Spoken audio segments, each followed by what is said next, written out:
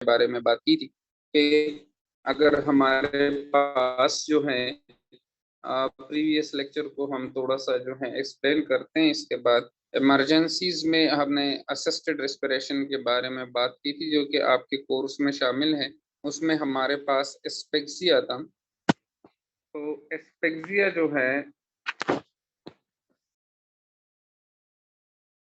Asphyxia का मतलब है कि सांस का बंद होना, क्योंकि जो है ये एक रिस्पिरेटरी प्रॉब्लम है जिसमें लंग्स जो है वो सफिशिएंट सप्लाई जो है वो एयर का नहीं कर सकता ब्रीथिंग के लिए। तो इसको हम एस्पेक्सिया कहते हैं, मीन सांस का बंद होना।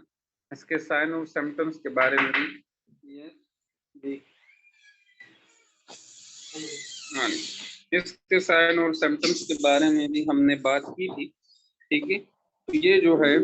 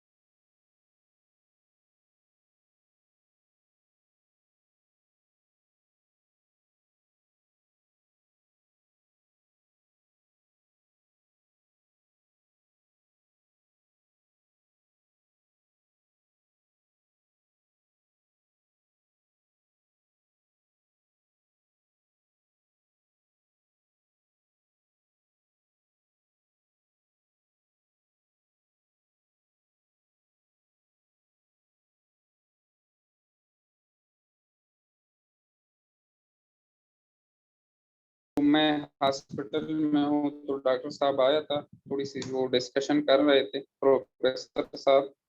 तो इस वजह से जो है कॉल डिस्कनेक्ट हो गया है। अभी हम अपने लेक्चर के बारे में जो है अभी अगेन डिस्कशन कर रहे हैं। एस्पेक्सिया के बारे में हमने बात की थी, अभी अगेन जो है हम जो है वो बात कर रहे हैं।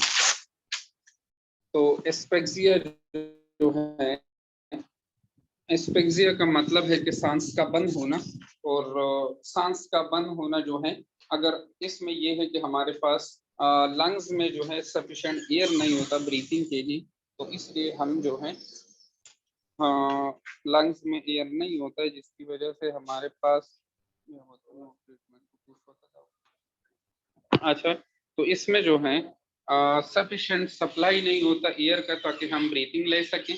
साइन और सिम्टम्स के बारे में अगर हम बात करें तो ब्लूइश डिस्कलरेशन फेस, टंग और लिप्स का, या गैस्पिंग इनएबिलिटी जो है टू स्पीक और अनकॉन्शियसनेस जो है इसमें मौजूद है। ये बात भी जो है हमने प्रीवियस लेक्चर में की थी कि टंग का, फेस का, लिप्स का डिस्कलरेशन, साथ में जो है gasping, inability to speak and unconsciousness, ये हमारे पास मौजूद है। मैनेजमेंट जो है इसके बारे में हमने मैनेजमेंट जो है वो किया था। तो मैनेजमेंट में हमने कहा कि कैजुअलिटी को हम अफेक्टेड सिचुएशन से रिमूव करेंगे। मीन अगर कोई इमरजेंसी है तो उस इमरजेंसी हालत से हमें उसके जल्द अज जल्द जो है वो रिमूव करना है, इस हालत से, इस अफेक्टेड हालत से निकालना है। फर्स्ट एड जो है, पहले जो है सबसे पहले हम हेमलेज मैनेवर ट्राई करेंगे। हेमलेज मैनेवर के बारे में हमने प्रीवियसली भी हमने बात की थी। और फिर जो है हम पेशेंट को थोड़ा सा आगे की तरफ झुकाएंगे, फिर जो है उसको पीछे से हाथ पकड़ेंगे, एक हाथ से जो है एब्डोमेन पे उसको जोर देंगे और वो रिब्स के दरमियान पकड़ेंगे तो वो उसको जोर देंगे। तो अगर और उसको बोलेंगे कि अगर आपको कफिंग आ रहा है, आपको खांसी करने की कोशिश करे, अगर कोई ऑब्जेक्ट फॉरेन ऑब्जेक्ट हो तो वो हम रिमूव कर सके। ठीक है। इसके बाद जो है आप जो है इसको क्या करें कि पेशेंट को थोड़ा सा आगे की तरफ झुकाएं या उसको जो है पीछे से जो है पकड़ें, उसको जो है ये जो स्केपुला बोन है उसके साइड पे आप जो है हाथ रख के और इसको जोर दे दें, तब भी जो है कोई ऑब्जेक्ट हो तो वो रिमूव हो सकता है।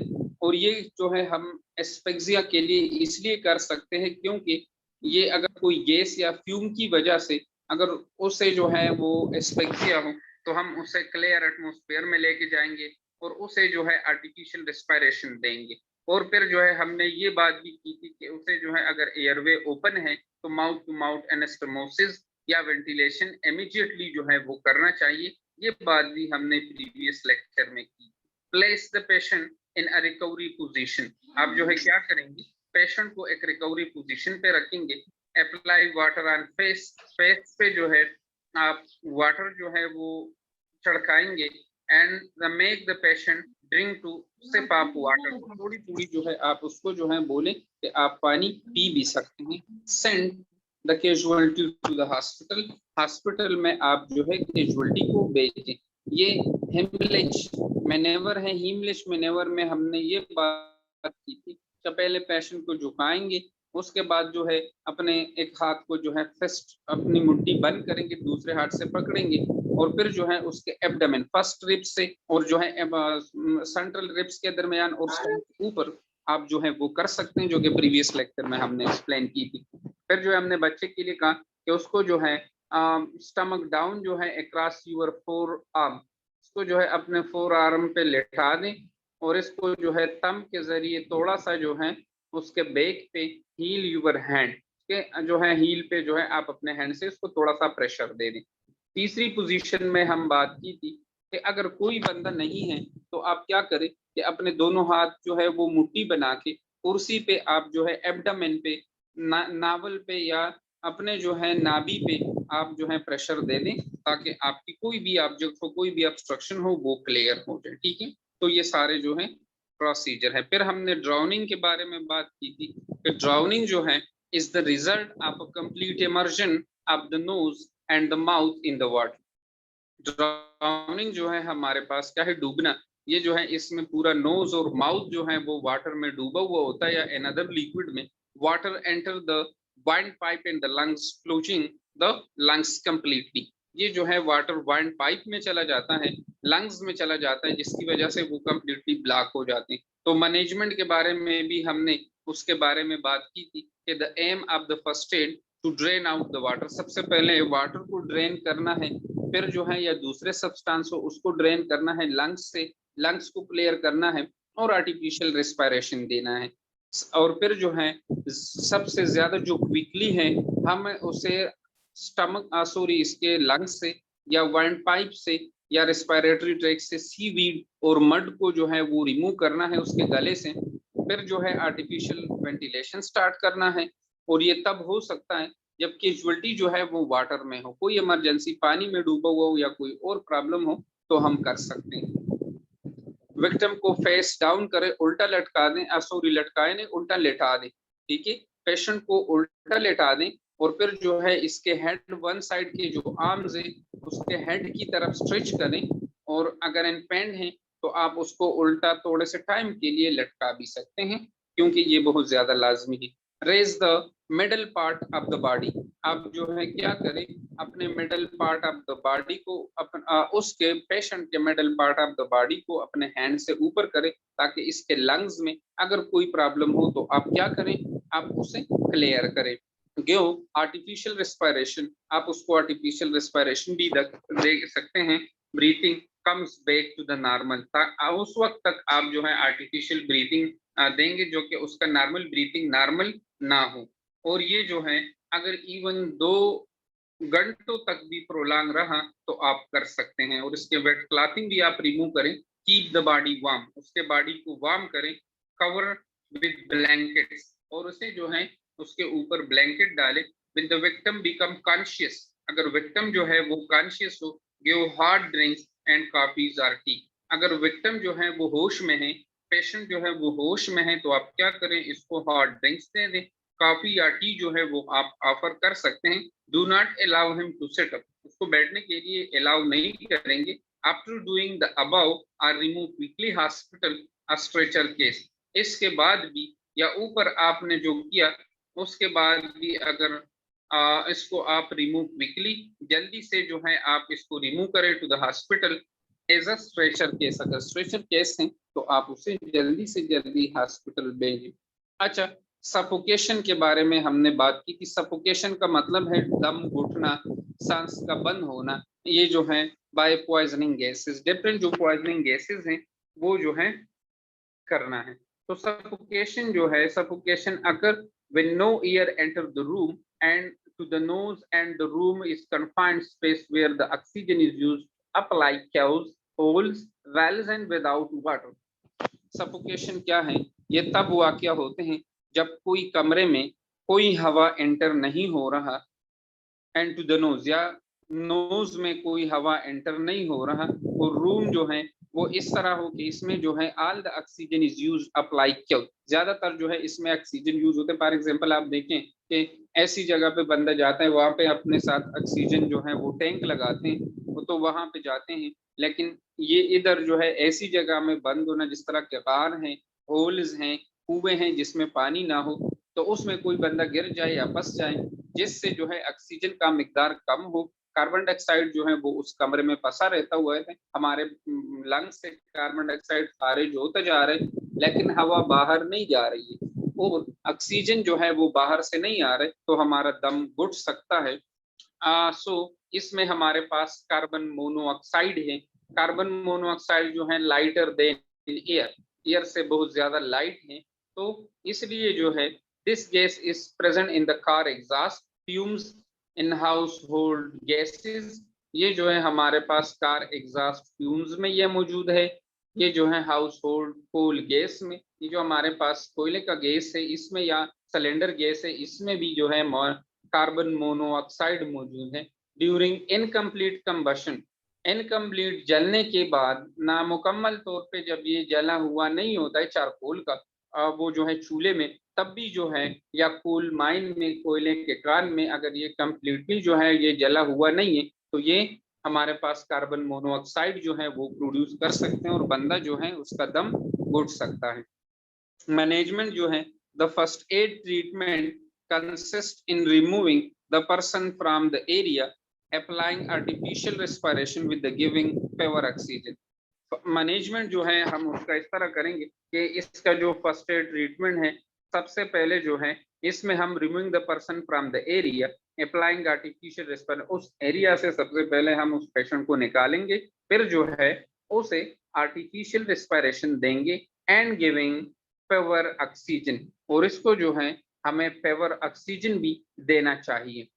अच्छा, तो सबसे पहले जो है इसको रेस्पिरेशन देंगे, फिर जो है सबसे पहले इसको उस एरिया से निकालेंगे, फिर जो है आर्टिफिशियल रेस्पिरेशन देंगे, और आर्टिफिशियल रेस्पिरेशन जो है प्योर ऑक्सीजन से अगर हमारे पास मौजूद है।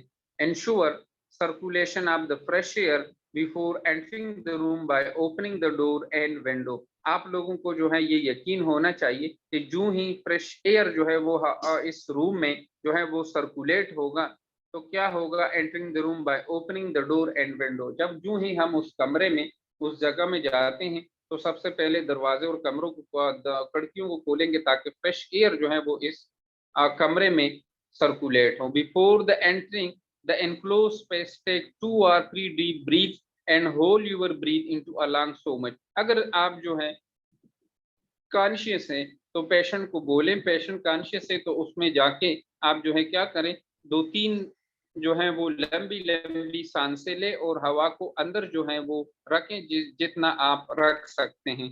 Crawl along the floor as the gas lighter than the air. आप जो है जमीन पे क्रॉलिंग कर सकते हो, जमीन पे जो है आप लेट सकते हो, ताकि जब तक ये गैस जो है ये लाइटर है तो ये ऊपर चला जाए और आप इजीली जो है वो क्या कर सके, ऑक्सीजन को पिक कर सके। Remove casualty is quickly as possible to fresh air. आप जो है कैजुअलिटी को बहुत ज्यादा और जल्दी से जल्दी जो है आप फ्रेश एयर में लेके जाएंगे, लूजन हिज क्लाथिस, उसके क्लाथिस को जो है वो लूज करें at the neck and waist give the artificial respiration, और इसको जो है आर्टिफिशियल रेस्पिरेशन दे दे इफ एक्सपेक्सिएटेड। अगर एक्सपेक्सिया है, पेशेंट जो है एक्सपेक्सिस है, तो आप क्या करें, आप जो है उसे जो है वो आप ये दे दें। अच्छा, सफोकेशन बाय कार्बन डाइऑक्साइड, अगर कार्बन डाइऑक्साइड की वजह से कोई बंदा जो है उसका दम घुट रहा है, ऐसे भी कंडीशन आती है कि कार्बन डाइऑक्साइड की वजह, कार्बन डाइऑक्साइड बॉडी में ज्यादा हुआ है जिसकी वजह से उसका दम घुट रहा है। And another heavier than air, ये जो कार्बन डाइऑक्साइड है ये एयर से ज्यादा है। The gas is found in coal mines, ये गैस कार्बन डाइऑक्साइड स्पेशली हमारे पास कोयले के कान में, डीप अनयूज्ड वेल या ज्यादा गहरे ऐसे कुएं जहां पे ज्यादा इस्तेमाल नहीं है, एंड सेवर्स, और सेवर्स में मड में या तालाबों में ऐसी जगहों में। Various other gases such as leaking refrigerator gas, और डिफरेंट भी अदर गैसेस भी मौजूद है इसमें, जिस तरह के गैस रेफ्रिजरेटर गैस का लीक होना, compressed gas use for cooking, ज्यादातर ऐसे भी गैस कंप्रेस्ड गैस होते हैं जो हमारे सिलेंडर गैस है।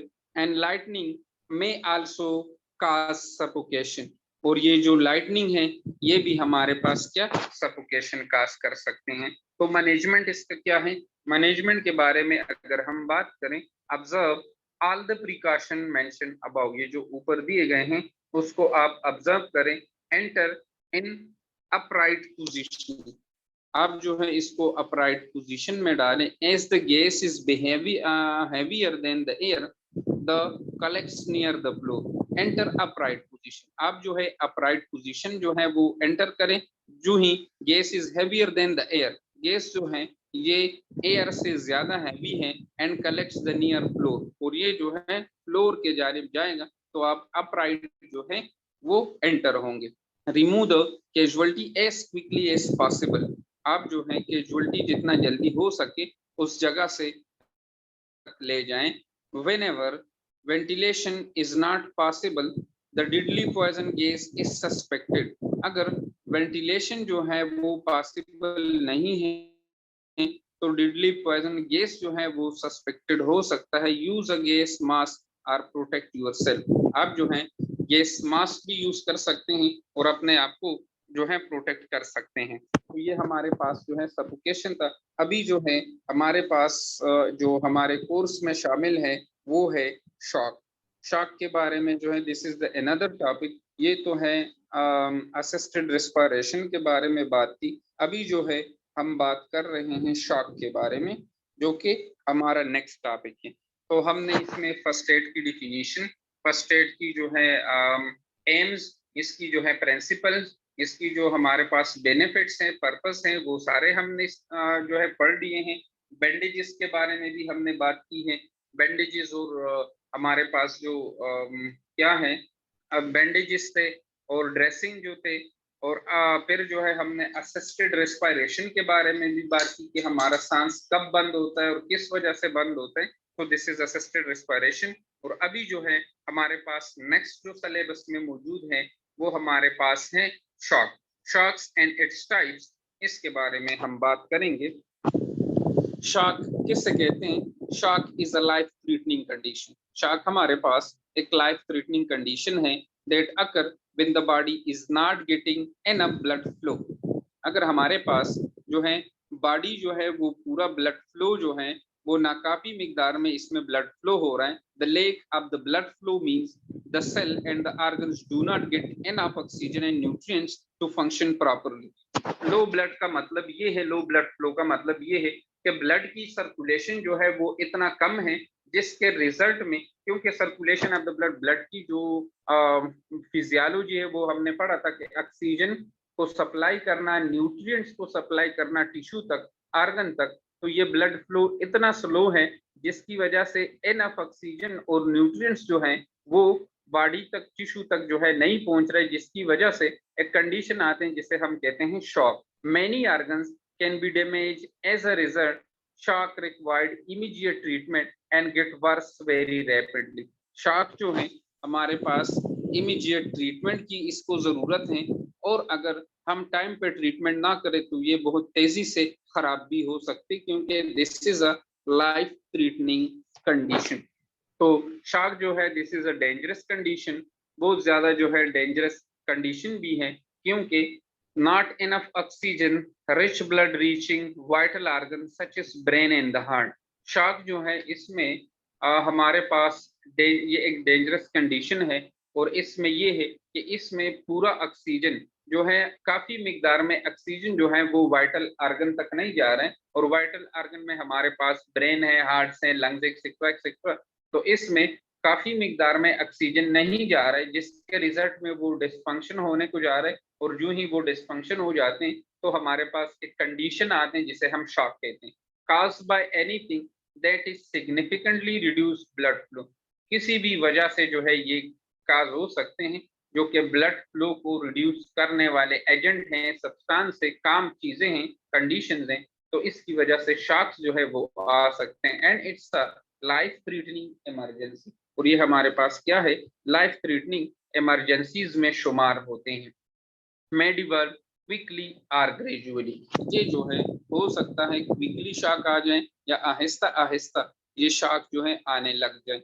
Always call medical emergency number पर विक्टिम इन शॉक। आप जो है अगर पेशेंट शॉक में है, कोई विक्टिम शॉक में है, तो मेडिकल इमरजेंसी को आप हमेशा कॉल कर सकते हैं, बुला सकते हैं। तो दिस इज द शॉक। और अब जो है काजेज ऑफ शॉक के बारे में हम बात करते हैं कि इसकी काजेज शॉक शॉक की जो काजेज है, वजूहात हैं, वो क्या है। So the first one is severe bleeding. अगर खुदा न खास्ता किधर ट्रामा हुआ है, किधर जो है प्रॉब्लम हुआ है, और उसमें सीवियर ब्लीडिंग जो है वो मौजूद है, बॉडी से ज्यादा ब्लड लॉस हुआ है, तो इसको हम जो है शॉक आने के चांसेस जो है वो बहुत ज्यादा है। सीवियर बर्न्स, अगर कोई बंदा ज्यादा जो है उसमें बर्निंग हुआ है और फ्लूइड इसके बॉडी से लॉस हुआ है, शॉक आने के चांसेस भी इसमें ज्यादा है। Heart failure, heart attack, head और स्पाइनल इंजरी, हार्ट फेलर में भी शॉक आने का खतरा और हार्ट अटैक की वजह से भी शॉक आ सकते हैं। एंड हेड और स्पाइनल इंजरी, हेड और स्पाइनल इंजरी भी इसमें शामिल है। And severe allergic reaction, severe allergic reaction की वजह से भी जो है हमारे पास शॉक आ सकती है। डिहाइड्रेशन, सिवियर बर्न में भी डिहाइड्रेशन आता है, और डिहाइड्रेशन जो है हमारे पास डिफरेंट कंडीशन में भी आ सकते हैं। इलेक्ट्रो कॉशंस, इलेक्ट्रोकॉशंस जो है हमारे पास इलेक्ट्रिक शॉक की वजह से भी आ सकते हैं। सीरियस इन्फेक्शन, सीरियस इन्फेक्शन की वजह से भी शॉक आ सकता है। एक्सट्रीम इमोशनल रिएक्शन, ज्यादातर अगर कोई बंदा इमोशनल रिएक्शन, ज्यादातर इमोशनली जो है वो इमोशनल है या टेम्पररी हो तो वो लेस डेंजरस है, लेकिन ज्यादातर वो इमोशनल हो तब भी जो है, और वो इमोशनली इतना ज्यादा सिवियर हो, तो उसे शॉक जो है वो आ सकते हैं। अच्छा, कॉमन टाइप्स ऑफ शॉक जो है उसके बारे में अगर हम बात करें कि there are different types of shock. Hypovolemic shock जो है वो भी हमारे पास मौजूद है। लक्ष्मण बताओ कई कपड़ा पे लगा हुआ और धागा कई लुंदा लुंदा वो जितना बेका मशी भी बहुत सारा गुरु पर। अच्छा, हाइपोवॉल्यूमिक शॉक जो है, हाइपोवॉल्यूमिक शॉक के बारे में अगर हम बात करें तो hypovolaemic shock occur when the blood volume drops. इसमें अगर ब्लड वॉल्यूम नहीं है, इसमें बॉडी फ्लूइड वॉल्यूम है। हाइपोवॉल्यूमिक शॉक वो कंडीशन है जिसमें बॉडी फ्लूइड जो है वो डिक्रीज हो, बॉडी फ्लूइड डिक्रीज हो, तो इसको हम हाइपोवॉल्यूमिक शॉक कहते हैं। ब्लड में हाइपोवॉल्यूमिया mean the volume of the blood, not blood, volume of the body fluid is going to decrease, which is known as hypovolumic shock. Blood is also the body fluid, but अगर blood जो है वो बहुत ज्यादा decrease हो जाए, body से blood loss हो जाए, तो उस कंडीशन को हम, जिसकी वजह से ब्लड लॉस होने की वजह से जो शॉक आता है उसे हम हेमरेजिक शॉक कहते हैं, नॉट हाइपोवॉल्यूमिक शॉक। अच्छा, कार्डियोजेनिक शॉक के बारे में अगर हम बात करें तो cardiogenic shock occur when a damage heart function, अगर हार्ट में कोई चेंजेस आ जाए या हार्ट में कोई खराबी हो जाए तो इसको हम कार्डियोजेनिक शॉक कहते हैं। इस हार्ट की वजह से अगर कोई बंदा शॉक में चले। न्यूरोजेनिक शॉक क्या है? न्यूरोजेनिक शॉक आकर with the nervous system problem, अगर कोई इम्पेयर्डनेस या कोई एबनॉर्मेलिटी वो हमारे पास नर्वस सिस्टम में मौजूद है। तो this is the neurogenic shock. Anaphylactic shock, extreme allergic reaction. Allergy की वजह से अगर कोई शॉक जो है वो आ जाए तो इसको हम क्या कहते हैं, इसको हम एलर्जिक शॉक कहते हैं।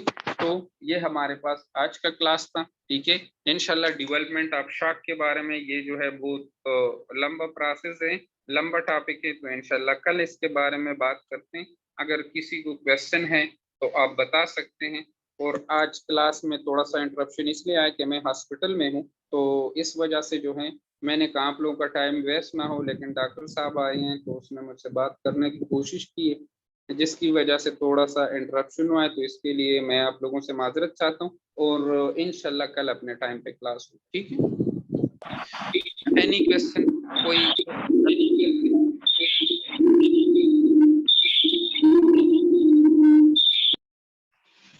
Okay, thank you so much. Allah Hafiz.